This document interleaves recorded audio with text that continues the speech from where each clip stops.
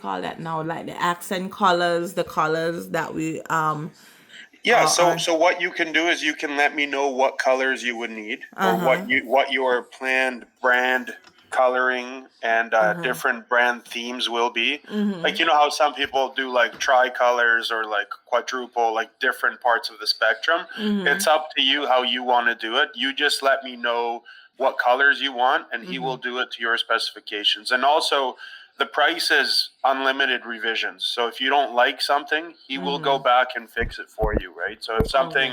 something looks like it's not where you want it to be, my brother will right away like fix it for you Because guys. I'm gonna be honest with you, when it comes to that part of it, I have no clue. I'm Well, clueless he's the about. expert. So Yeah, he works okay. for, so a little background about him. He works Mm-hmm. for a company called Descartes, Mm-hmm. and Descartes is biggest tech company in the world actually for logistics. Mm-hmm. So for him, like he works on a TMS system called Aljax, Mm-hmm. which we'll talk about in the Okay. course. He Mm-hmm. also works on a tracking system called MacroPoint, and so he's the front end developer for that. So he's the guy. He's the main front end developer for that. So he's the guy that does like the visual appeals, like the ease of use for you as a customer, right? So he makes it as easy for you to use as possible.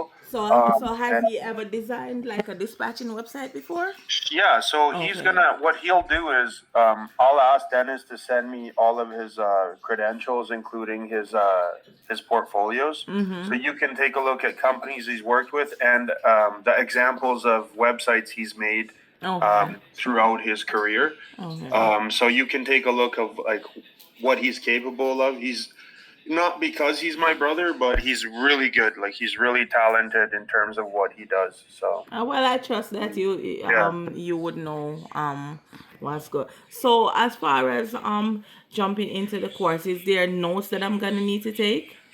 So here's the thing. So maybe you can have a little notepad and something that's of interest to you, or you feel like you should write it down. So, for example, if there's anything that I'm talking about that is in very much detail, I'll let you know whether or not I will actually send you post training documents for that stuff. So, Okay. for example, when we talk about like the truck checklist for like truck inspections, so obviously it's not what you will be doing. Your Mm-hmm. driver is responsible for that, Right. but we will send you those documents. So I'll say something like this part, I'll make sure to send you a document, right? So that Okay. way you know, right? But Okay. there's So I don't little things. necessarily have to write anything.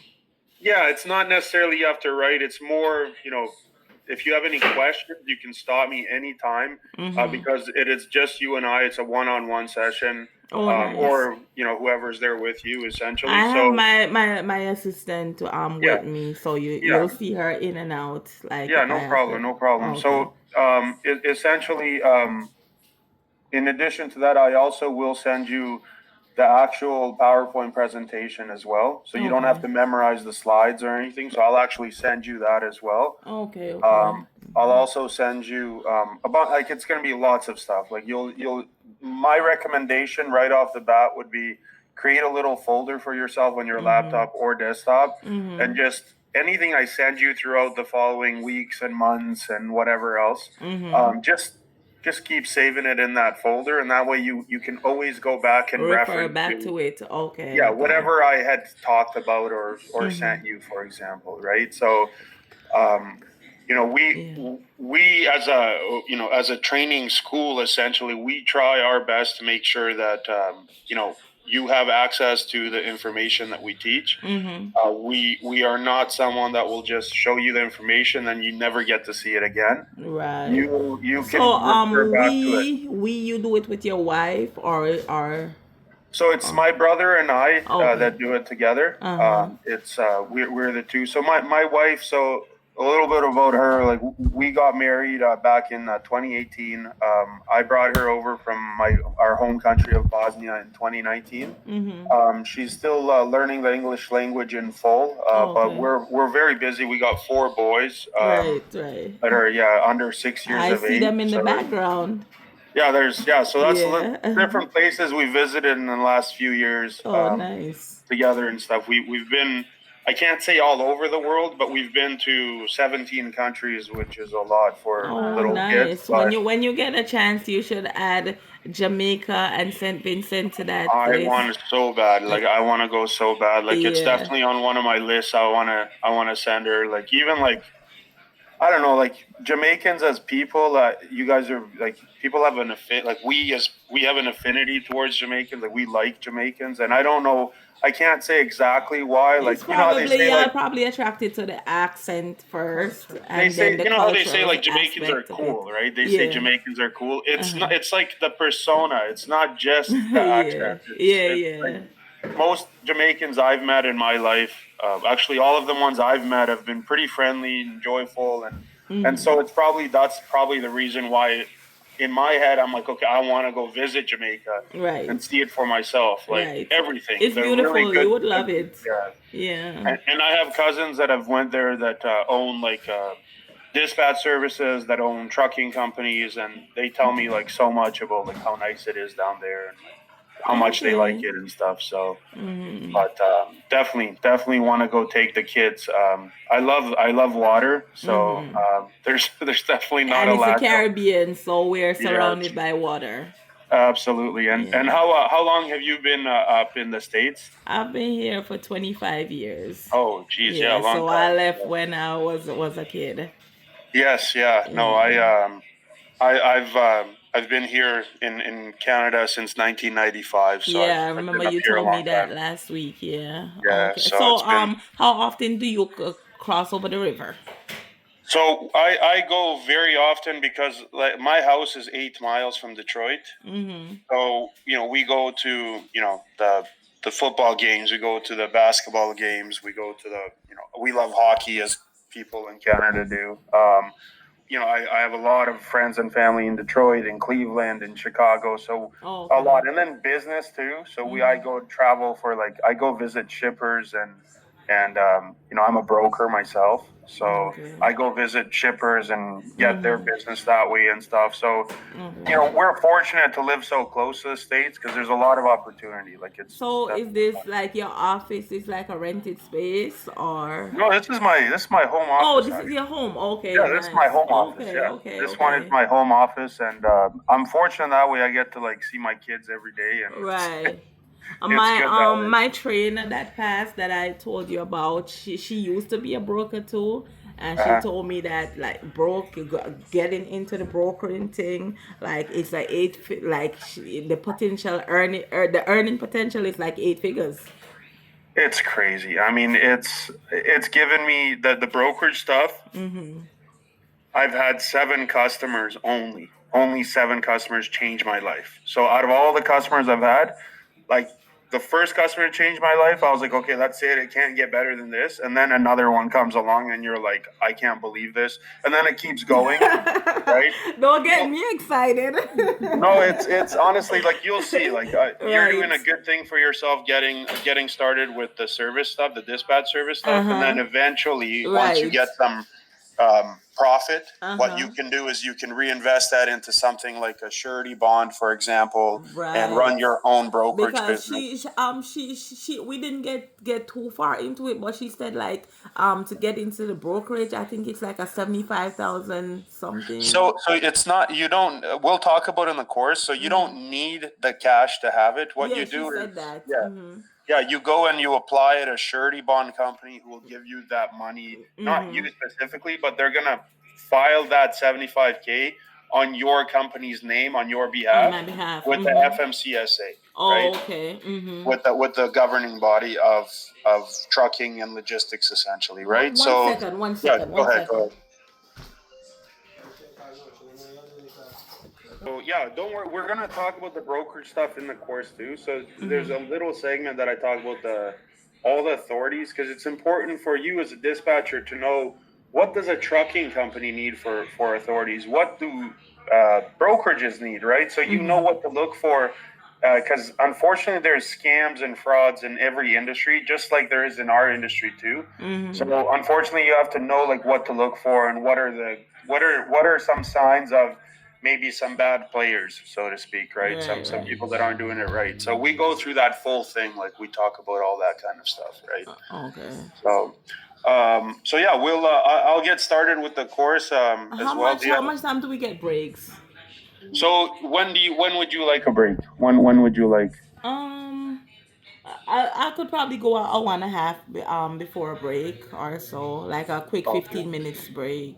Okay, sure. So let's do. How about we do from 11 until about 11:20? We can take a break. Is that okay with you? That's fine. Yes. Yeah. So we can give about a 20-minute break. Is that okay? Yes, that's good. Okay. All right. And yeah, and then what else was I gonna say? Yeah. So we also actually show you how to do border crossing document like clearances. So that way, if you ever get guys that go into Canada, you're gonna know how to clear the That's paperwork for the them. bonded carriers, right? No, no, that nothing to do with bonded. So it's even just regular carriers Oh, that actually regular. ship to Canada too, Oh, okay, right? okay, okay. So you're gonna sometimes have a driver that wants to take a load to Montreal or Toronto, for example, right? So Mm-hmm. knowing how to clear that is an important part of your job. It's a value add, right? Right. So what you'll be able to do is you'll be able to sell your services to trucking or owner operators that go everywhere, not just state to state, State. right? Right, right, right. And also, you don't need any additional licenses for that. Okay. It's free to do too to do the border stuff. So Mm-hmm. we're gonna show you that in the course as well. Okay. I'm excited to get to it's get underway. it's a Yes. lot of stuff, but Uh-huh. yeah, I think well we'll try our best. We'll try our best to set you up for success. Okay. All right, so. Do you see you see on the side the presentation? Yes, Okay, yes, good. yes. I just want to make sure everything's Mm-hmm. working. So, Babe, come down the AC. just a little bit about us, just quickly. We do training, we do consulting, we do tech work as well. So the web design. We also help with people that want ideas on how to create their LinkedIn better, their LinkedIn page, ideas on where you can market your services and things like that. So we do a lot more than just offer a course as a company. The course itself is definitely for people that are interested in opening up their own dispatch service. It's also for people that want to open up their own trucking company or brokerage. Okay, Mm-hmm. so we do go through a lot of different parts or modules in the trainings. Like I said, we also can do mobile app development. We can do digital marketing. We can do custom software development. These are things later on, right? It's not something you need to spend money on right now, nor is it mandatory to choose us for that. It's just additional services that we as a company offer in full. Okay. Okay. Babe, come Uh, down the AC. Yeah. in addition to this, you know, if you have any questions during the course, please feel free to stop me. Just give me a shout. Let me know. If something's not clear or something doesn't make sense, and then I can make sure to answer because today it's just you and I. Sometimes you do like full out classes where there's 15 people or 20 people. And so then the questions, we try to limit it to about an hour at the end of the course or Mm-hmm. about 15-20 minutes at the end of each session. So that way people can ask their Jason. questions because just it would Jason. take forever. It would be Turn on not the AC. possible with with all the questions. But Right. with you, it's easy because it's just you and I. So it's easier to stop and ask anything that's of relevance. Okay. Like I said, this course is also for people maybe looking for a job. It is for people that are even owner operators or want to go away from a, a company as a company driver and open up their own thing.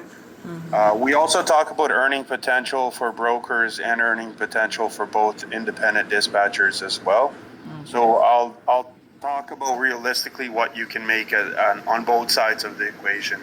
Okay. Um, just so that way you're aware.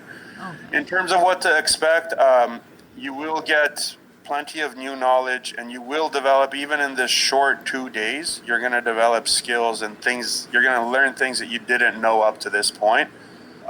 In addition to this, we'll show you some software demonstrations of things that you will be using as a dispatcher. I'll talk about a lot of different real life scenarios in my own dispatch journey because I've also done dispatching for more than 10 years. Not only do I dispatch my own brokered loads, but I also dispatched my own trucking company, right? So a lot of experience on that end that I can share with you, and then you can implement it whatever is best for you for your business. Right. Okay. In terms of the course itself, today, primarily day one, we're gonna go through overview of the trucking industry. We're gonna go through the North American geography and how that affects rates and where you should send trucks when you get drivers as your customers. I'll talk about how geography plays a role in that. We'll talk about time zones and what is very important about time zones for you to utilize. In addition to this, we'll talk about the trucking terminology. We'll talk about Incoterms. We'll talk about tractors and trailers and the different types of trailers that you may be dispatching throughout your career. We'll talk about weight limits and axle weight distributions, right? So you can't just put 2 million pounds on a trailer and move it down the road. There are rules and regulations for that, and we'll talk about that. So you're very well versed on that safety side and compliance side of the weight limits. We'll also talk about starting your own trucking or freight brokerage or independent dispatch business and what that looks like from the rules and regulations side. We'll talk about trucking permits and licenses. We'll talk about also hours of service and electronic logging device mandates. We'll also talk about safety and compliance. This safety and compliance stuff, I also do send a lot of post-training support for this because safety and compliance, whether we like it or not, it could be like a 2-week course, honestly, on just the safety and compliance side. So I'll send you all that post training, and then that way when you save it in your folder, you'll be able to refer back to that anytime you have any questions or comments, or you just want more knowledge about the safety or compliance side of any transaction that way. Okay. In addition to this, we'll also today end with the border crossing stuff. So we'll talk about how to create an ACE manifest, how to create an ACI manifest, and what that means. And that way it is a value add, right? So if you got a guy that's from New York that wants to go to Canada on loads, you'll be able to dispatch him. You'll have the tools needed and a pathway as to where you can go, what website you can go for free to submit his documents and get him across the border that way. Okay. And tomorrow we're going to talk about the life cycle of a load in full. So tomorrow is all about the operation side of dispatching. We're going to talk about load boards and other software you're going to be using, like transportation management systems. We'll talk about skills you'll need as a dispatcher or as a freight broker. We'll talk about negotiating skills. We will talk about operational cost calculations and how you will be able to use this for your drivers to know what rate you're going to charge a broker for a load, right? So you're not just going to set $1 a mile rate and sell that to every broker out there. Every trucker is going to have a separate cost analysis that you're going to do through this calculator that we will share with you as well, and you will be able to use it. 1 second, please. 1 second, I'm getting a call from my son's school. 1 second. Yeah, go ahead. Yes, hello? Yeah, no, that's good. Yeah, no, sorry. That's scary stuff. I don't deal with the asthma. I don't have any problems with that right now, but I know any kind of call is like, panicky for me. Especially from school, yes. Right away when I see it. I don't know, here in Canada we have, everything's like digital, like the teachers take pictures of the kids, all their assignments. I can take a look at like a live camera in the classroom to see what they're doing. Wow. Like everything's like so really digital. Good. That's really good. Mm-hmm. So in addition to this, day 2, we're also going to talk about the invoicing, how you're going to invoice for your drivers. If they say they want you to invoice, you'll have that skill too. You'll know how to do it and how to utilize software that's available for this kind of stuff as well. Okay. We're also going to talk about your roles and responsibilities as a participating member in this field, right? So again, it's a very comprehensive, very detailed course that we go through. So let's go to this. All right. So the first part here, trucking overview, pretty much. So just some facts about the industry. The U.S. and Canada trade relationship is one of the most comprehensive ones in the world. $2 billion worth of goods and services is traded every single day. And trucks actually move 70% of goods between the U.S. and Canada. And the other 30% is by air, by rail, or by barge shipping through the Great Lakes. The trucking industry in the USA is an $800 billion industry, right? So there's plenty of room for you as a dispatcher to participate. You can have a piece of your pie in here, no problem, okay? In addition to this, in the US, there's 7 million trucking jobs, okay? In Canada, it's about 400,000 people. So the reason it's only 400,000 people in the trucking industry is because Canada's much smaller population.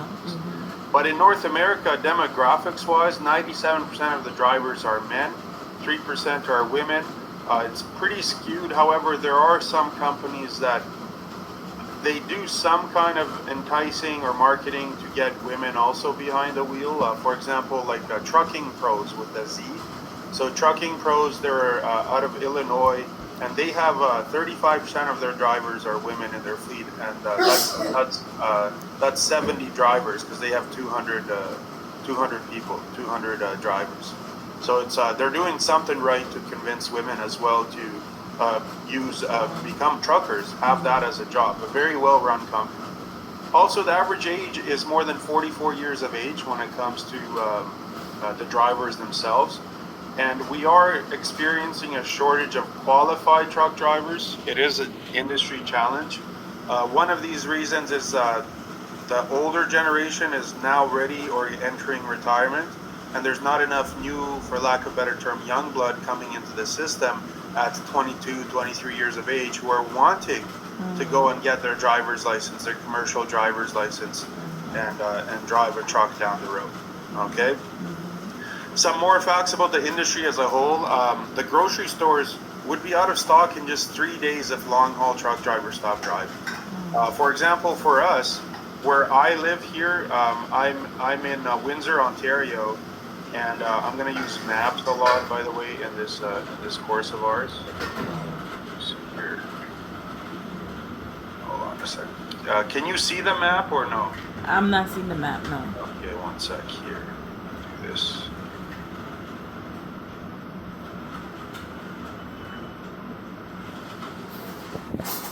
Here in Windsor, which is right across from Detroit, and you should get very used to maps, by the way, especially Google Maps. You're going to be using it a lot. So for us, when we're pretty much, we have one artery that leads us to the rest of Canada, and that's Highway 401. And when there's a ice storm, snowstorm, rainstorm, whatever it may be, we're completely shut down from the rest of Canada, and we feel it in Costco, Walmart, any one of the bigger grocery chain stores like the Canadian Superstore. We're completely shut. There's no produce. There's nothing. There's no meat. There's nothing. So truckers, if they knew how much power they had, our world would be a better place. If they knew how much of a say they had in what happens, it would be a much better place that way as well. Okay. Where you at in Windsor? Is that considered up north or no? No. So Windsor is right next to Detroit, Michigan. Oh, okay. So we're actually, I'm about 8 miles from Detroit downtown. So I'm pretty far south. Actually, in terms of the medium or big cities, we're the most southern point. Like we're the most southern point in Canada as well. Okay. The average truck driver does more than 100,000 miles per year if they're doing over the road. Okay, so it's not considering a local New York City driver, for example. We're saying like people that go from New York to Chicago, Chicago to Los Angeles to Dallas, and that kind of stuff. Okay. In addition to this, approximately every 2.5 seconds a truck crosses the U.S. and Canada border. Where we live here in Windsor, Ontario, there's a bridge called the Ambassador Bridge, and it's the most busy commercial border crossing in North America. We have 10,000 trucks crossing every single day.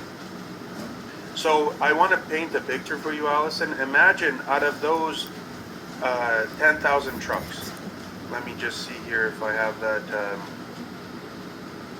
want to see if I have this.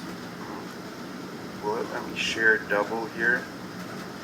One sec here.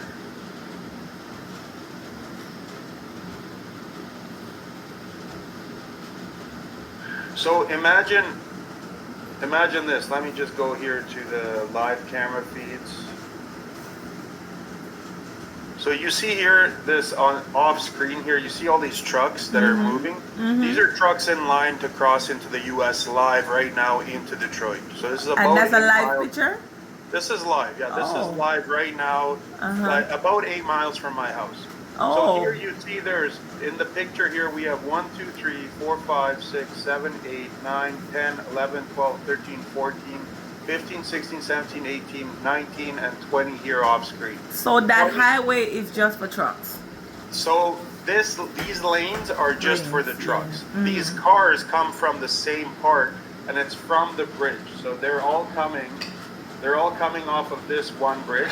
That's a 4-lane road essentially. Okay, so they're going here, and this is where they're crossing right here above the word Americas. So that's where they're crossing. So what I want to paint for you is that's 20 trucks. Even if only 5 of those trucks were your trucks crossing, for example, that's $3,200 multiplied by 5 trucks. That's $16,000 of profit for you, Allison, as a dispatch service, right? So what does that, where does that put you? That means per year you're looking at 192,000 just for 5 trucks. Okay? I have a friend who lives back home. He doesn't even live here. He lives back home, but dispatches drivers from here, from the USA and from Canada. And back home meaning Bosnia? In Bosnia, yeah. So he runs his dispatch service back home, but he dispatches American drivers and Canadian drivers. So they have 47 trucks that they're dispatching right now. Okay, they're bringing in per truck $3,100. That's because they have an weekly. That's a month. That's per month. Oh, okay. That's $145,000 every single month of profit with just him and his wife. Just him and his wife. He's like, you should see him back home, by the way. This guy is balling out of his mind. Like, it's crazy. Like, this guy, like 1.7 million in US funds. But 1.7 million back home is like 27 million. Right. Because of the fact that over there, it's 8 times less expensive to live day to day than it is here in Canada or respectively the United States. Right. So I'm just trying to paint a picture for you, just as this example of the bridge crossing, that even just 5 drivers, if they were yours, that you're dispatching, you're going to do very well for yourself. Another thing you have to consider, dispatch service, Allison, you don't really have too many overhead costs. You don't have crazy expenses, so you don't have to pay for the fuel, the whatever, breakdowns, repairs, everything we're going to talk about in the course, right? So it can escalate really quickly in terms of the earning potential, right? It's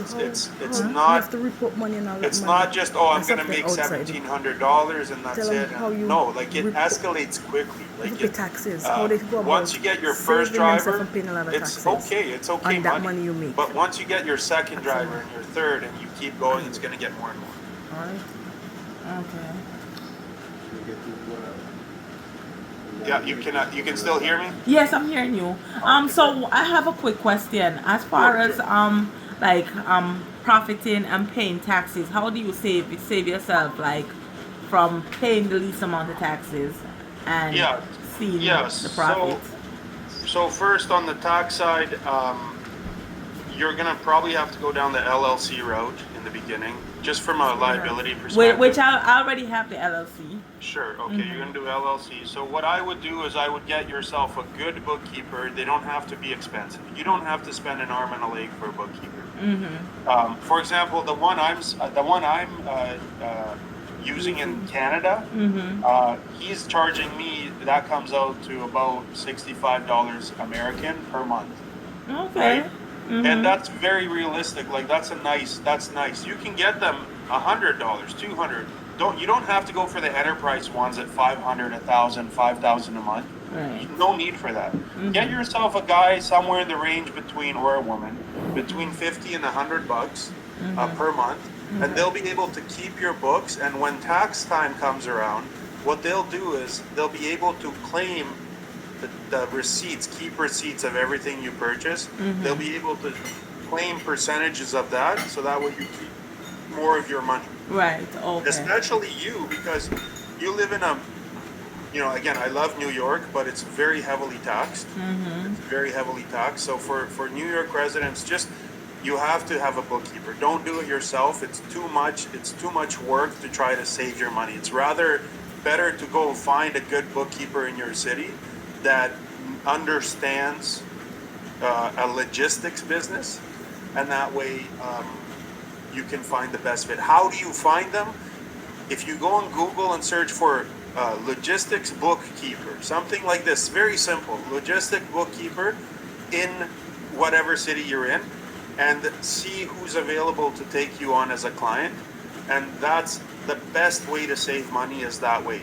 Okay. My bookkeeper has, I don't even know, like some kind of magician. Like, I don't even get it. Like, it's he understands the tax code, he understands the systems, the loopholes, all that. I don't. That's not my expertise. Right. And I just don't have enough hours in the day to try to understand how it all functions, because there's a lot of intricacies, like things that are you have to be well versed in it to understand, like for example, like I bought popcorn, and I bought some juice for my kids, and I bought some these nuts, like these mixed nuts for, like, you eat it with tea. And he's like, and I told him, like, yeah, you probably don't need these receipts. He's like, no, keep it. No, we can get something out of that. He's like, we can't get the whole thing, but we can bring something out of that. So imagine you're buying things at convenience stores and whatever else. He can take percentages of that and put it back into your pocket, right? So, And even like gas from my personal car, like gas Exactly. receipts and stuff, right? Exactly. So you got to keep those receipts. You got to keep those receipts, and you will find a bookkeeper who's able to take those taxes out of those fuel receipts and put it back into your pocket, so you keep more of your money. Okay. And not only those kind of claims and credits. I'm talking also about, like, the ability to take a look at your profit and you keep more of it, right? So him looking at, okay, this is how much Allison made. Well, we're going to make Allison keep more of her money, right? So don't do it yourself. That's the whole point.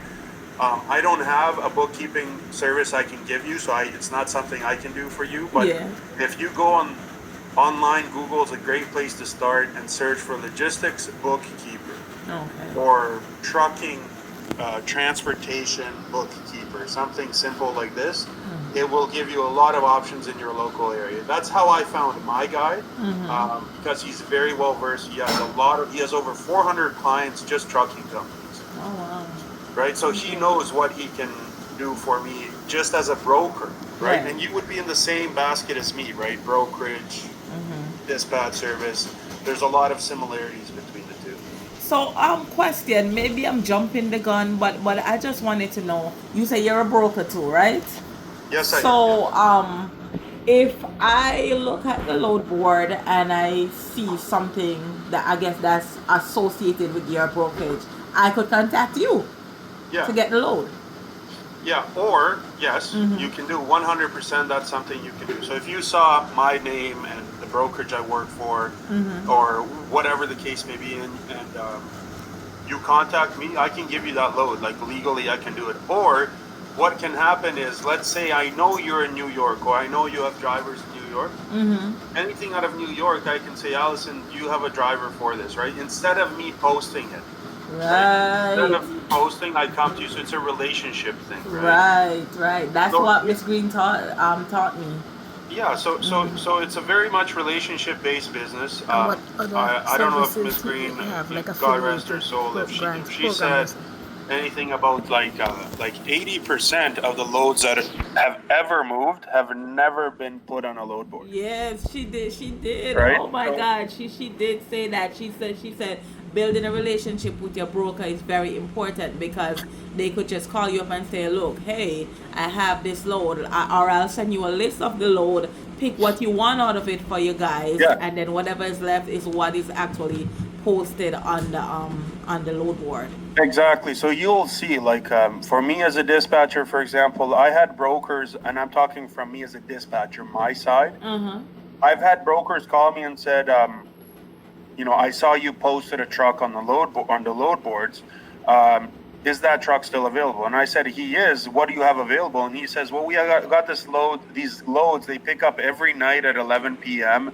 from Strathroy, Ontario, Canada, going to Belvedere, Illinois, to the Chrysler plant.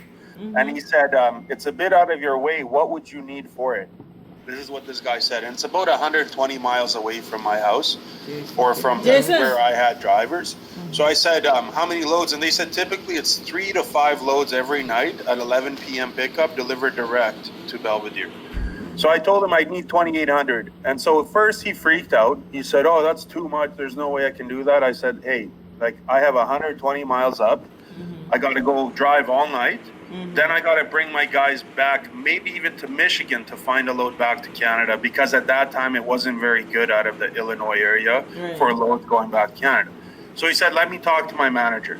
He got approval for the first night from his manager, and that was the last time that they posted that load on the load board. Every night, this guy would just call me at like 2 p.m., like afternoon, and say, we got those loads again tonight. Do you want it? And I wouldn't even have to give him a rate. I just say yes. And he'd just say, okay, send it over. That's it. Simple. Right. Send it over. Imagine every night, $2,800, sometimes 3 tenders, sometimes 5, to keep my drivers busy. Yeah. And drivers were super happy, like super happy. Yeah, I could imagine. I could imagine. And the good part about it, for me, is that my husband is into truck driving. Oh, it's even better, yeah. Right. So that's something that I could explore later on. Is your husband working for himself or currently for someone else? He's currently working for someone else. Okay, yeah. Well, eventually, when you guys are ready, you guys can open up your own thing, because it's more money in your pocket, right? You're running your own thing. It's your own thing, right? And my brother is a commercial truck driver too, so I could bring all of them. It could all be under you, and you're finding them loads, right? You're finding them loads, and what they could do eventually is open up their own thing together, if that's like under like one authority, instead like your brother opening up his own thing and your so that's what I meant to say to you. So I do have an authority, MC number, DOT number. Oh, okay. But when we did it, it was an INC, and I think it's better to be a LLC, right? So you did an incorporation. It's not that it's bad. It's just for tax purposes and for liabilities. It's probably better in the beginning to go down the LLC route. So if I wanted to change it, I would have to start all over, right? Yes, I believe for that kind of downgrade, you would, like, it would be, they call it a downgrade. You'd have to go from an incorporated tax structure to a LLC, business structure, business plan. Oh, okay. Right. So, but that's not a problem if both your brother and your husband want to do that. That's something you guys can get done. I know that I know that like most brokerages don't recognize drivers if the MC or the DOT number is less than 6 months old, right? Yeah, that's true right now. But the thing is, there's ways to get around it by you being a good salesperson, right? So you talking to them and telling, hey, like, I understand we're new. We have trucks available for you. Okay, if you guys need us to send a picture of the truck, the MC number, the DOT number, the name of the driver, excuse me, we can give all that to you guys before pickup or at pickup, however you guys prefer. And that way you guys have the security and safety knowing you guys know who we're sending in for pickup, right? So there's ways to get around it.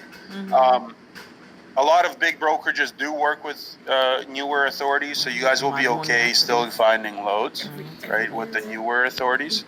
So you'll be fine. It's growing pains just like any other business, right? So typically the first 60 to 90 days are tough, right? To find loads, to get them moving, just because of these new rules and regulations when it comes to authorities, the age of the authority. Right. Right, but you'll be fine. You just have to understand that you will have these growing pains. Okay, everybody goes Can through I this. still operate as an INC, or Yes, is yeah, it you can still operate as an INC. You would have to get activated, of course, insurance. right? Right, you'd have to get the insurance activated. At the end of the day, if you have a good bookkeeper, it doesn't really make much of a difference whether you're INC or LLC. Okay. If you got a good bookkeeper, they'll make sure to keep more of your earned money in your pocket, rather than giving to the bad boys in the government, right? Because I think my MC number is approaching 2 years old. That's even better, right? Yes. That's even better. So if that's something you're open to, just make sure you get a bookkeeper who can, keep more money in your pocket, and you're good to go. Okay. Okay, something you should definitely look into. Yeah. Yeah. I was gonna give it up, but now you kind of like open up new horizons in my head. Yes, absolutely. Yeah, no, it's again, you just have to. The main thing for you will probably be not just the bookkeeper, but the insurance, right? Making sure you have the active insurance, both trucks on the policy, making sure you have the 3 separate insurance clauses that are very important. That we're going to talk about that in the course, but yeah, just making sure you have that. That's probably going to be your biggest part.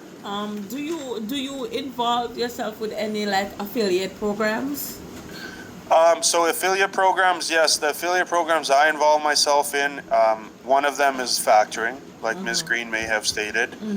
So I have a factoring company that I will send truckers to, I will send carriers to, I will even send brokers to, right? So factoring is for brokers as well. Right. So I'll send them. If they get signed up, if they start sending out invoices to the factoring companies, you can bring in Percentage. a good percentage. Like it's Yeah. 10% of the 10% of whatever the 10% of whatever the factoring company makes. Right. Okay, so let me put it this way. So I've only been able to do this for 17 companies. Okay, so 17 companies have signed up with factoring that I've sent out. On average, these companies are doing $150,000 as their average monthly spend, right? So what does this mean? The factoring company that I send to offers a 3% factoring fee, right? Which means that they are making $76,500 per month from these 17 companies, this factoring company. So I am making, my checks range from 7,500 to 11,000, sometimes even, per month is in bonuses. That's money I don't think about. I don't touch. It just comes in, and I just see it come into the bank account, and that's it. So affiliates is a great way to make a side income. But this isn't affiliates of you selling online digital products. This is you literally Right. giving someone a service that you yourself are either using or want to buy. So the factoring I'm selling or referring is the factoring I use myself. Okay. Right? So it makes it super easy to sell because I believe in Because the you're product, using right? it. I Yes. get it. You use it for yourself. Another thing is fuel cards. Yeah. That's an affiliate you can do, right? Tire discounts. Like this is all affiliate programs that you can get involved in. I can even direct you towards the individual that I'm talking about, and you can get signed up on they call it an agent program. You literally don't do anything other than refer, right? It's not like you have to work 9 to 5 and find customers. No, it's like a side business, a side hustle, I guess you could call it, right? Right. I call it a side hustle. I don't know. It's just like it pays for the baby formulas. I can tell you that much. And it's expensive. It's expensive. I mean, luckily my wife isn't crazy expensive. She's okay, but the kids are expensive. The kids are very expensive. Right. So I'll make sure to send that as post training for you, so you can take a look. I'll actually send you a link to the person you can connect to on LinkedIn. Mm-hmm.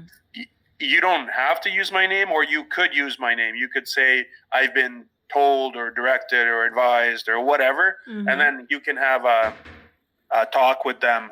His name is Oliver, and you can have a talk with them. And I can even give you two separate ones, like two different guys that you can talk to. Right. And then that way, based off of the carrier's needs or the trucker's needs, you can either go with factor 1 or factor 2. It's up to you, right? You don't have to. You don't have to, what's it called, work with only one affiliate. You can work with a lot. Okay. Right. So that's another thing. Some more things about this industry as a whole. Small trucking companies are 90% of the market pie chart.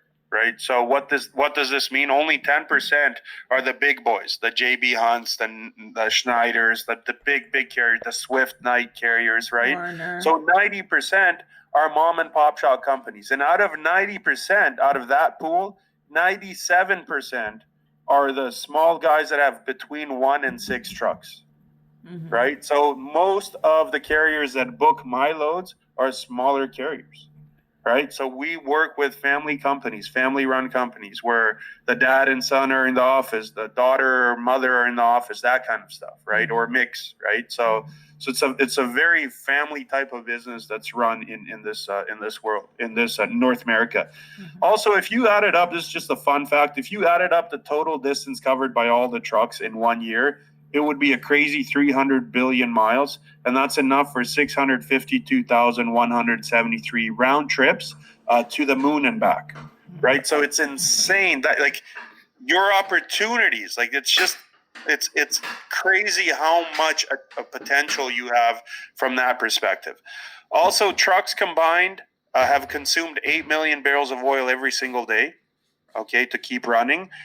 This number was just 1.6 million barrels of oil back in 2010. But what happened was we as civilization have changed, right? Where more people are buying online. There's an increase in the demand for shipping. And businesses are becoming more and more willing to increase the efficiency and quality of their shipping. Look at us. Our mentality as buyers has changed, right? We have the Amazon app, and sometimes our decision is based, is this product prime? Will it arrive today or tomorrow, compared to 10 days from now, right? So our mindset has shifted. So the need for trucks to haul freight has been increased tenfold just because of this alone, okay? Also, the freight brokerage industry has grown too, right? Now you would need 156 subway rail cars to get all the freight brokers on the same train at the same time. Whereas back in 2014, you can just fill them all up in 18 subway cars, right? In terms of brokerage houses in the USA alone. This is specifically for the USA statistics, okay? Another thing, the market itself, so air, ground, rail, and import-export of drayage containers is a $4 trillion industry in North America, right? So nobody can tell me they can't make a business out of a logistics business. There's just too much money in it for you to say this isn't a lucrative business. I'm living proof. I'm a person that came from an academic background. My background was just like any immigrant kid. I wanted to make my parents proud, become a doctor, lawyer, dentist, whatever, right? So I went and got my biochemistry degree, and then I said, you know what, I'm going to make my parents extra proud. I'm going to get into trucking. So I got into trucking, and I'm living proof. If someone from academic that had no sales background and no trucking background could come up with the businesses that I have in this industry, I'm a walking proof that it's possible for anybody. Because I didn't know anything. I didn't know how many wheels were on a truck, let alone anything else. Right? So it's a big change on that front. On the geography side of the equation, I just want to tell you about some different products that are made throughout different parts of North America. First off, California has a lot of produce, okay, that's associated with moving freight in and out there. There's also a lot of Asian imports that happen. So the Asian imports are a big deal because they get put either by container and then shipped by rail or by ground elsewhere in the United States from the different ports in America. They also get put into warehouses and then get put into trailers and shipped further inland into America as well. So it's a big deal from that perspective. I'll skip the Canada part because most likely you're going to be doing American drivers and American loads. But what I wanted to say about America in general, there are certain areas where you want to send your trucks for more lucrative opportunities, more money, right? So first off, if you're shipping guys out of New York or Pennsylvania, okay, you want to send them towards Ohio, Indiana, Michigan, and I'll send you a list of this as well after the course. So these Illinois. are the highest paying regions, right? Sure. Oh, Yes, okay. these are the best states to send your trucks to get a good load prices going back home. Okay. So Minnesota, and I'm tailor fitting this for your situation because you're out of New York. Right. So Iowa, Texas, California, Tennessee, Alabama, Mississippi, Louisiana. Okay, so this Ohio Valley, right? This area where you're going from Minnesota down through here, the Midwest area, right? This is where you want to focus sending your trucks from New York, your drivers, because even if you get a lower paying rate out of New York, you're going to get a very, very good rate back to New York. In. Okay. Okay. And these circled there, and I'll send you a list of these after the course, but these are the places that we call production states. They have a lot of freight that's going in and out. Okay. Right. So lots of opportunity. Okay. Especially between New York and Texas, New York and Illinois. These are places where you're going to have opportunities to send your trucks back to New York loaded with actual freight, okay? Whereas if you send your trucks to places like Maine, okay, New Hampshire, Vermont, Rhode Island, Connecticut, these are, and no disrespect to the states, every state has beautiful parts in it, but from a business perspective, very low volumes going out. So we call them vacuum states. They have things going in, not much coming out, right? Especially places like Georgia, places like Florida. Okay, this is vacuum states. New Mexico, Arizona, Colorado. All the western states are low population, low manufacturing, not much happening in terms of freight. And so you'll have a very difficult time getting a good paying load coming out of those areas. Okay. So this doesn't mean if you see a load going from New York City, let's say, to Montana, you don't take it. It means that if you send your guys to Montana, you have to ask double the price. Right? So let's say your guy needs and has an operating cost of $250 as an example, right? You're gonna have to negotiate typically around $3 a mile. That's your negotiating range, and don't worry, it'll make sense by the end of tomorrow what that means. But around $3 a mile. So that means that if you want to send your guy from New York to Montana, you're gonna want $6 a mile, because the chances of you finding something out of Montana or the surrounding states very low. You're gonna have to come back empty all the way to Chicago to find a load back to New York for your drive. And that's a deadhead, right?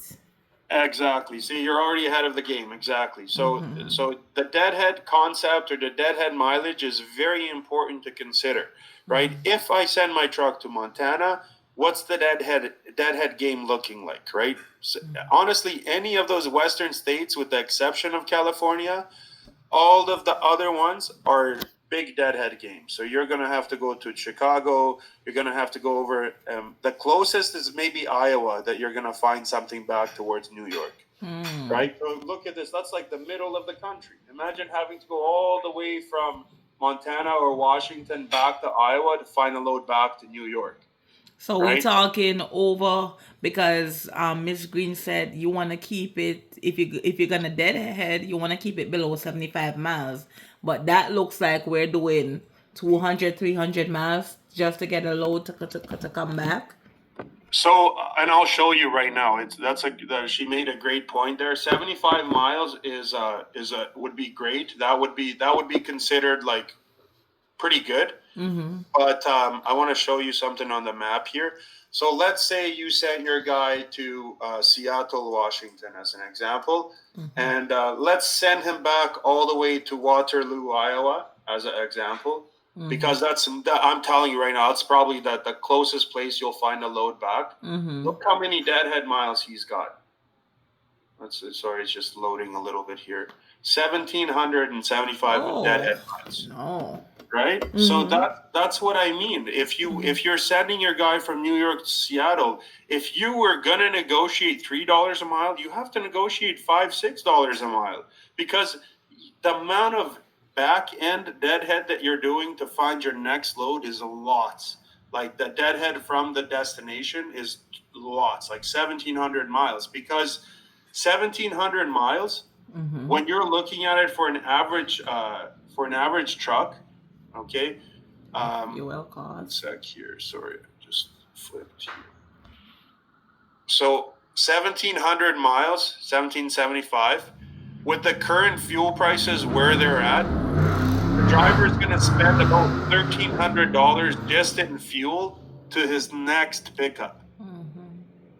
To his next pickup. That's a lot of money that he's spending. And don't worry, I didn't just come up with this. There's an actual calculator for this. So I'll send you that fuel cost calculator that you can use. The one I'm going to send you is very accurate. It's very good at the correct fuel pricing. But not only that, what if the broker that you're negotiating with, what if they're offering the load at $3 and they don't want to budge? Or they want to go just a little bit above spot? It's still not gonna level out the your profit. Yeah. So what you want to do is, if it hasn't been booked yet at $3 a mile, there's a good chance it won't be booked at $3 a mile. So if the shipper wants to move it, they're going to have to pay. And unfortunately, with these extreme examples of New York to Washington, or in that respect, $5-6 a mile is where they're going to have to be to convince somebody to go out there. They're going to need that, because people understand, the people that have been in the business as truckers and as dispatchers, it's a long deadhead to find a load back, right? It's a really long. Sometimes Since you'll you're get lucky expecting and $5-6, find you're something gonna back. ask for like Very 10 rare, to go though, above right? So mark. Remember? you know you gotta be aware. But here's the thing: like if you're getting $5-6 a mile out there and you find a load back for $2-3 a mile, you're still doing very well for yourself, right?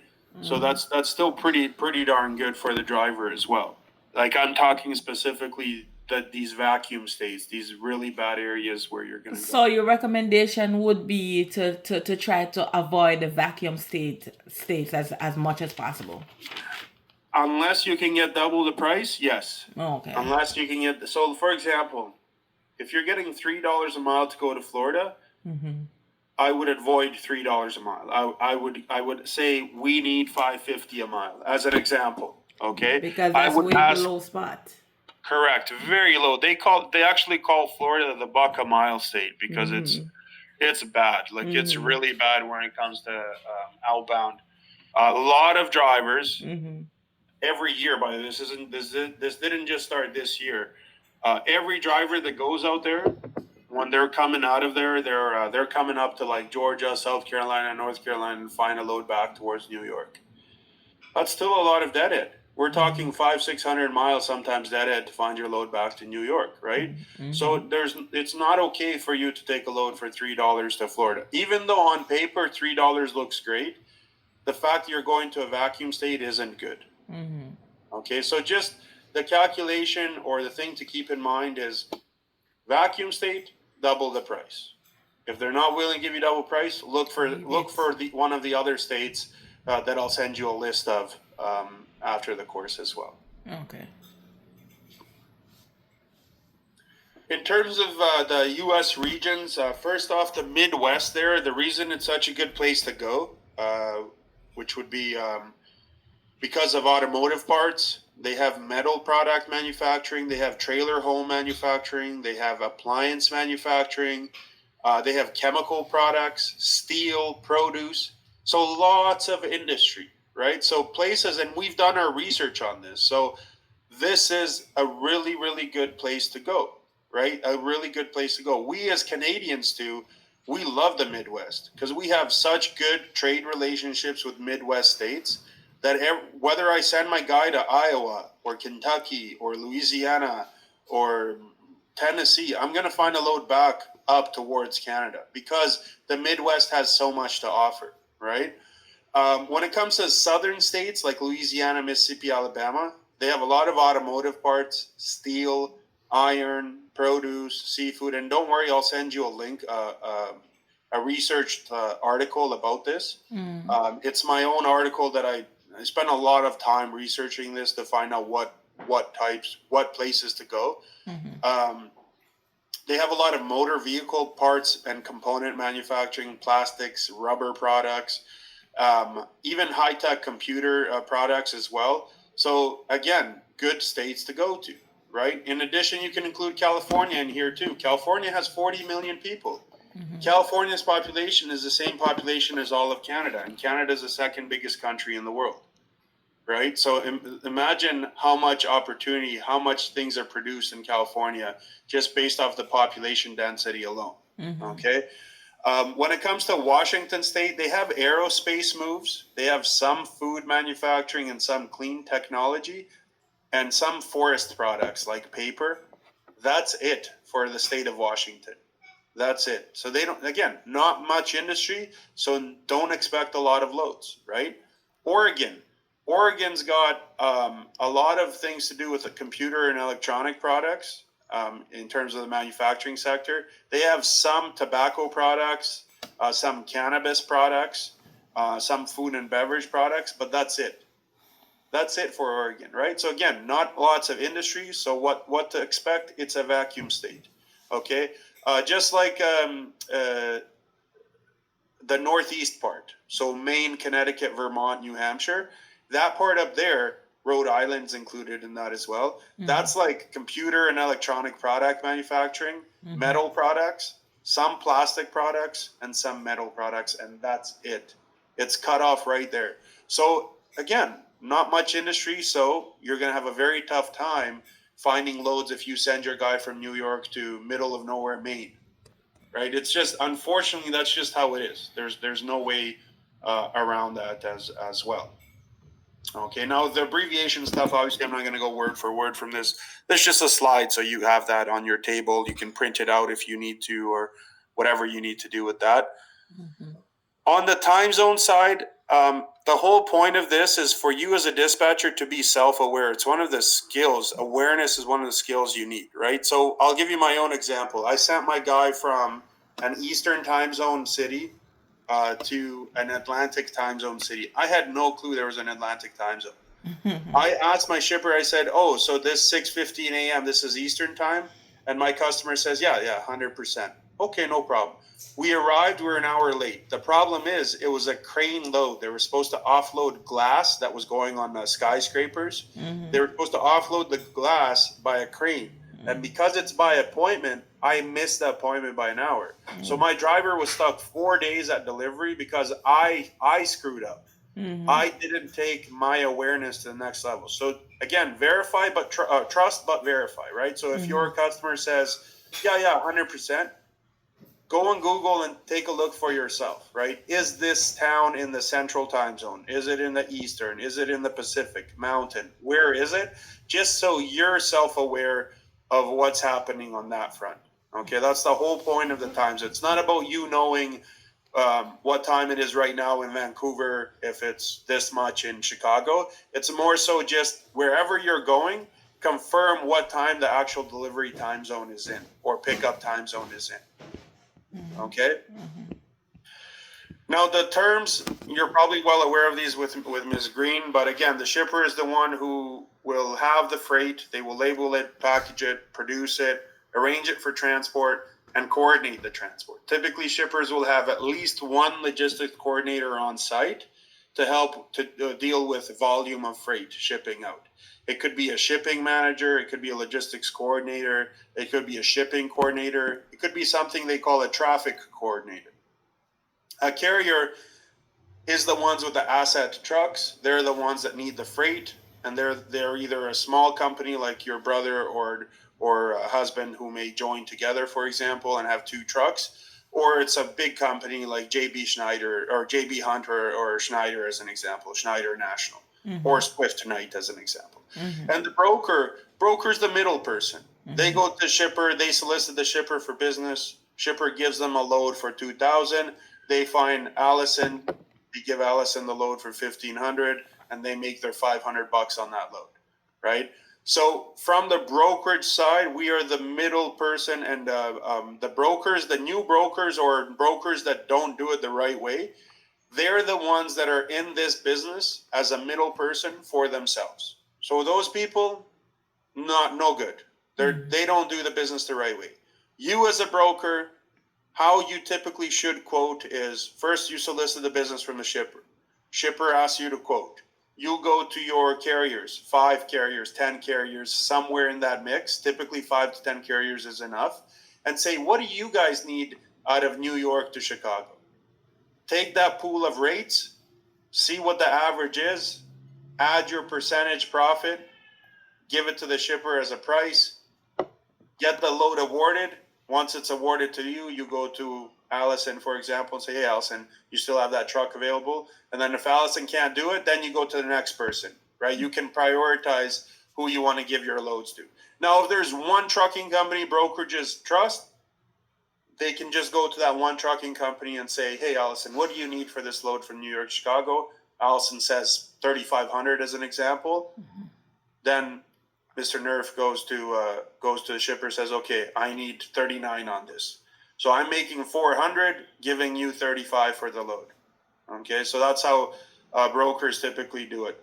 But brokers, the good ones are the ones that are carrier-centric. So they want carriers to stay in business. They want carriers to profit. They base their pricing off of the carrier's prices, not their own, right? This is where the brokers that are very much themselves selfishly centered, they're the ones that are ruining the industry. These are the guys that go into the shipper and says, hey, Mr. Shipper, I can do everything for $1 a mile. And then the shipper gives them those loads for $1 a mile, and the broker realizes, I can't cover this at $1 a mile. It's not possible. And then what do? They lie, they cheat, they steal, they give loads back to the shipper. And then what does the shipper do? When I go talk to shippers, shipper says, no, I don't talk to brokers. Why is that, Mr. Shipper? Oh, well, the last broker screwed me over. See, that's why we want to make a difference in the industry. It's the main reason why I teach these things. It's to make this industry better. So that way we all are a well-oiled machine. All 3 parties are working together, the shipper, the carrier, broker, and all 3 parties have a role to play in the supply chain. Okay, we are all needed. Whether we like it or not, we are all needed. Because let's say, Allison, you had 15 trucks and you had a direct shipper in New York. And you covered all of the loads for that shipper, but that shipper had a 16th load. And now you can't cover it. So then this is where a broker plays a role. They come in and fill that gap that the original or incumbent carrier couldn't fill, right? That they couldn't get done, right? So this is what I mean. We all have a place to play or a role to play in this industry. On the 3PL side, I don't know if you've heard of third-party logistics. Essentially, they are very good at doing the market research okay, and doing the marketing on behalf of the shipper to move a shipper supply chain. Okay, so I'll give you an example of a 3PL company. First off, brokers can act as if on behalf of the shipper, they are a third party. So for example, in my situation, I'll give you my own recent situation. I have a customer who's a freight forwarder. Okay, so a freight forwarder customer. And the freight forwarder customer is a company that has $400 million in freight spend annually. In other words, they book carriers and brokers. They spend $400 million booking carriers and brokers to move their customers' freight. So my customer, the freight forwarder, has a customer called a BCO, which is a beneficial cargo owner. This beneficial cargo owner, he has 6 beauty salons in Miami. Right, so he reaches out to the forwarder and says, "Hey, Mr. Forwarder, we need our stuff shipped from China. It's 40 truckloads. It's 40 truckloads of nail polish every single week for 2 years. 40 truckloads, big dry vans full of nail polish and gel colors. I don't know if that's the same thing, but that's what we were moving." So the forwarder reached out to me as the broker and said, "Okay, the customer needs you to pick up from Miami International Airport, take it to a warehouse of your choice, repalletize, shrink wrap, re-shrink wrap, and sort and segregate material for this beneficial cargo owner. Then they want you to send out to their beauty salons, to the 6 different beauty salons, on box trucks. They want you to send out on smaller units all through the greater Miami area." So my service as a broker included this, but I'm acting as a 3PL, a third-party logistics company. I don't own the trucking company that went to the airport to pick up. I don't own the warehouse. I don't own the box truck companies. But I did my market research to find out what companies could do all of these, and I bundled a package together for my forwarder. So I went to my freight forwarder and I said, "I can do these at $5,000. By the way, this is one of those 7 customers that changed my life. $5,000. Okay. My total expenses for these 3 services, the airport pickup, the warehouse stuff, and the final mile delivery to the beauty salons was $3,000. Okay. So my profit per truckload was $2,000. This 2-year project brought in $7.4 million as profit to me. I was able to then, with that money, buy a second house here, buy 2 houses in Bosnia, an Airbnb business back home, or booking business, whatever you want to call it, like short-term rental properties, 2 of them. You need to... Nerf? 1 second. 1 second, please. Thank you. Hello? Judine? Yes. Yes, I'm hearing you. Yes. I'm hearing you. Yes. Apologize. Any other day, my life would be boring. Today, I have a lot going on. I'm so sorry about that. No problem. No, I get it. I'm the same. I have a crazy schedule today. I have no clue how I made it to even on time today for this. So it's insane schedule. So I get it. Don't worry. Okay. So again, this customer, one of the ones that changed my life from the brokering side. Even the trucking company that did this made a lot of money off this 2-year project with us, right? We're talking this was a 17-mile trip, and so it's pretty short. Very short, and I was giving the trucking company about $1,700 to $1,800, depending on what driver it was, every trip that they did, right? And the remainder of that was that short-term storage fees that I was paying through the warehouse. So imagine this trucking company. This is just one trucking company. Imagine they're doing these truckloads, 40 truckloads every single week for me. That's $70,000 a week for them. Wow. And they're staying at home. They're in Miami, right? So we were all blessed by this beauty salon company that decided to reach out and have us do these. I mean, the freight wasn't all that special, but I cannot believe how much nail polish is used. It blows my mind. Like, it's a Yeah. crazy business. Like, and that's It just is. one city, and that's just 6 pedicure, manicure, beauty salons, whatever they're called. But um, yeah, it's unbelievable, unbelievable. So in this case, in this example, this is a 3PL type of brokerage, right? This is you. I don't own the warehouses or the trucks. I'm essentially have the networks or connections to get it done. So if you want to call it like affiliate type of making business, you can. The only difference is, even though I don't do much work, I'm still updating every step of the way my customer, right? So I'm still doing the updates, I'm doing the coordinations, sending paperwork, sending customs documents back and forth. So I'm still doing something, but I don't own any of the physical assets to get the business done, right? So first off, truck dispatchers. So you as a dispatcher are going to assign drivers, trucks, and trailers to customers to move freight from one point to another. Okay, dispatchers manage entire life cycles. So from searching for loads to negotiating those rates to booking the loads, doing the pickup updates, the delivery updates, the in-transit updates. Sometimes you may also be involved in the invoicing as well. It really depends on your truckers if they want you to do that or not. It's you're never going to receive the money from the brokers into your account.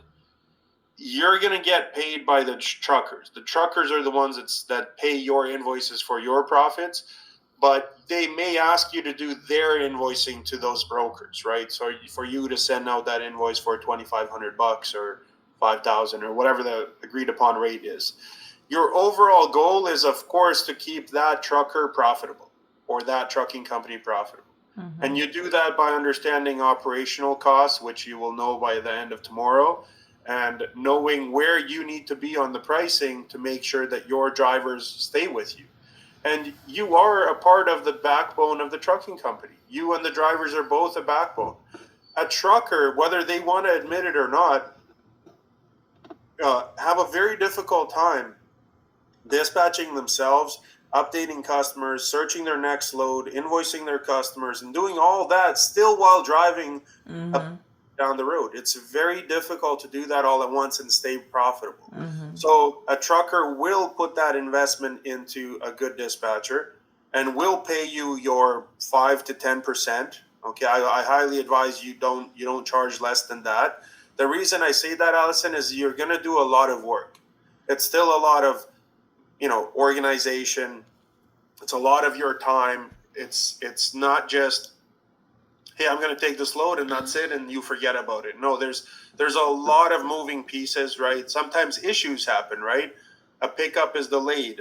Your husband is in trucking. I'm sure he's been late sometimes because of loads not working out the way they were supposed to, right? So the traffic, construction, there's a lot of reasons why delays happen, right? So from that perspective, you are like a backbone of the trucking company itself as a dispatcher. People ask me, like, is this a hard job? Is this difficult? Well, it does require a high level of organization, focus, attention to detail, and patience too. Okay, you're managing sometimes even high volumes of requests. Okay, so you're kind of like the air traffic controller, but of the trucking world. So yes, it can be stressful, challenging, 100%. Don't let anyone tell you otherwise. But people who possess certain skills, they can do this job much easier and improve month over month, year over year. Some of these things, you do have the privilege. I don't know if you've done this yet, but maybe going for a ride along with your husband, potentially, if you haven't done so already, or if that's ever a luxury for you, that you can actually go and sit with the driver in the cab and see from start of his day till the finish of his day what that one trucking assignment or dispatch looks like. Okay, this will help you greatly assist understanding what does it take to complete a trucking job, essentially, in order, and how drivers communicate. This will help you ensure you build a good dispatcher and trucker rapport, and it will help you understand each driver's habits, values, communication styles, And what this does for you as a dispatcher is it actually helps increase your productivity, improve workflow, and it minimizes friction or delays in essence. You're going to be able to cultivate relationships with your drivers, and you're going to be able to have these channels of communication that are open. So everybody's on the same page, right? And that is it. When that happens, this job is super easy. When the driver knows what you're looking for, and your broker you know what your broker's looking for, and everybody's just doing everything how they're supposed to, such an easy job. Such an easy, chilled, awesome job, and I wouldn't change it for the world when those kind of things go on. And you can have these type of relationships with your drivers and customers.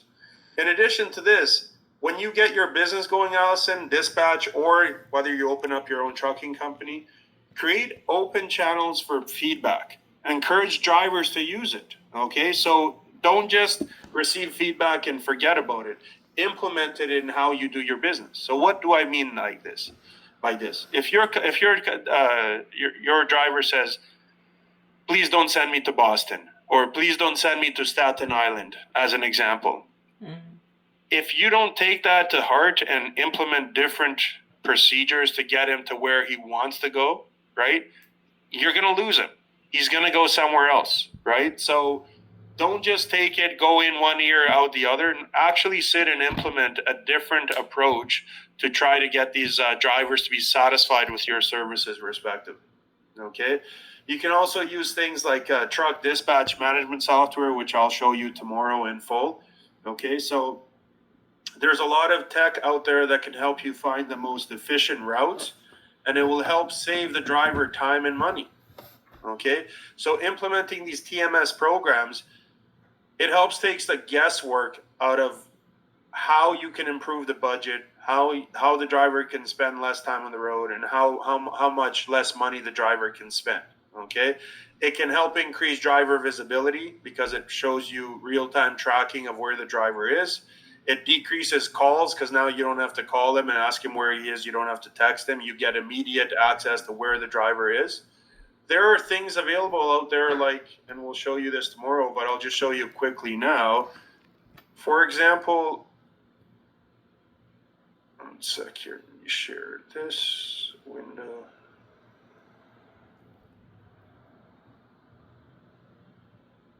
Hold on, I gotta push this over here.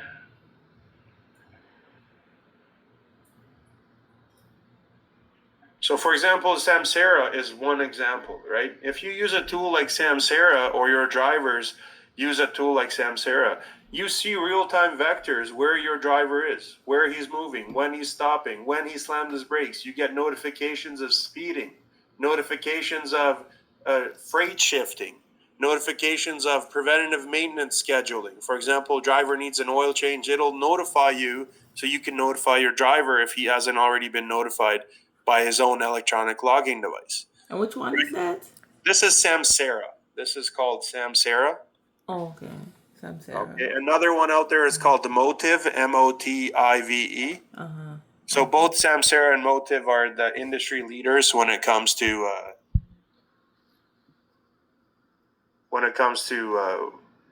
tracking or visibility. Is it expensive, the pricing on those? No, it's not that expensive. It's relatively easy to use for smaller trucking companies too. Motive is the most used one, primarily because of price. It's cheap, but it's good. It's approved by both the DOT and by Transport Canada. So both by the Department of Transportation USA and Canada's highways as well. Okay, so take a look at Motive as well, Motive. I can send you a list of some you guys can take a look at if you want. It's up to you. And again, avoid Mission Impossible jobs too. Let's say your driver's in New York City and your broker says, "I have a load in Utica, New York. Can you pick up in an hour?" You're not going to be able to get to Utica, New York in an hour, right? Mohawk Valley is a long way from where you guys are at, right? So by the time you guys get up there, it's going to be half a day trip. It's far, right? You got to go through Albany and and out that way, right? So out west towards Buffalo. So Syracuse, that is. And that So would be deadheading too. so that's deadheading too. Mm-hmm. But in addition to that, if you're giving unrealistic rushed assignments, Mm-hmm. it can create anxiety, animosity, even tension between dispatchers and drivers, right? Mm-hmm. These mission impossible jobs are not right. So what you can do is you can refine alternatives for your customers. You tell your customer, well, we can't pick up in an hour. If they're willing to stay late tonight, we can be up there by 9 p.m., for example. Or you can say, if that doesn't work, we can be there first thing tomorrow morning for 7 a.m. pickup, right? As an example. And then, of course, you have to look at your operating costs, make sure you understand your total miles, right? Deadhead plus loaded miles. So you know how many total miles you have for the trip, and you offer them an alternative pricing, an alternative schedule. So it's not necessarily you saying no to the customer, it's just you saying not right now, but this is what we can honestly do. Right? So this honest communication, this open communication, instead of lying to the, I'm not saying you would, but lying to the customer or lying to your driver when the load is ready or whether the shipper will be open. These are big no-nos essentially in the industry, right? Things that are not good. This can ruin your reputation too, because you're not giving the right information that way as well. Also, set reasonable expectations as well, right? If a load is, let's say, 800 miles, as an example, well, you have to take a look at how many hours that load is going to take to do. Okay, so 800 miles, typically how we do it is we divide it by 45 miles per hour. Okay, this includes construction driving, school zones, highway, stop and go traffic, all that stuff, weather related events. So on average, a truck and trailer, 45 miles per hour is the average speed. Okay, so 800 miles divided by 45 gives us 17 hours to that of driving time. So 17 hours of driving plus the 10-hour break that the driver has to do. So an 800 mile trip will be 17 hours of driving plus 10 hours break, total of 27 hours for that one trip. So very simple to do the calculation in terms of how many hours it'll take you. Always divide the total mileage by 45, and that'll give you the driving time the driver needs to go from point A to point B. And so if it's over 11 hours, you have to add a 10-hour break in between there, right? So if it's 14-hour trip, you got to add your 10 hours. So now it's 24 hours for that amount of miles, right? So again, reasonable expectation. So don't tell your broker, yeah, we can do this in 11 hours. You can't. 800 miles in 11 hours is impossible. Even a super trucker cannot do that, right? It's 7. You got to be realistic of what you're planning. Can he get there in 15 and a half? Maybe if everything is perfect, and if all the driving is primarily highway driving, then yes, maybe he can get there in 15 hours, 15 and a half. But you still have to incorporate the break. You still have to put that 10-hour break into that equation, okay? And also plan ahead, right? Look at your contingency planning, right? Every day when you wake up, grab yourself your tea, your coffee, or Jamaican beer, whatever you like, sit down and come up with your plan for the day for your driver, right? See where he's at, what he's doing, how many miles he has left to go. Do you have to wake up, find him a load? So that 5 to 10 minutes in the morning while you're sitting in your office, figuring out your plan for each driver for that day is very important for you. Keep yourself something open like the Doppler weather radar. Okay, the Doppler weather radar, I'll show you an example here. Let me flip this over. And sorry, I'm using Google Meet, so there's a lot of flipping between screens I have to do. So Doppler weather radar could look something like this, right? So for example, if you had a pickup today out of the state of Montana, it's pretty bad today. Lots of rain going on, right? So telling your customer, please expect delays, that type of proactive, simple updates can get you more business, right? Because your broker is going to be like, if you told me that, Allison, I'd be like, I like Allison. Like, I'm going to give her more loads. Like, I'm going to want to work with her more. She's keeping me updated without even me having to do any of this stuff, right? Or if you had a pickup or a delivery up here in the province of Manitoba in Canada, right? Big thunderstorms happening up just southwest of Winnipeg right now, right? So again, expect delays, right? So these little things, just by keeping these Doppler radars open like this for yourself, can go a long way into making sure you're updating. Now, if I zoom into New York, just south here in Edison, New Jersey, Elizabeth, Newark,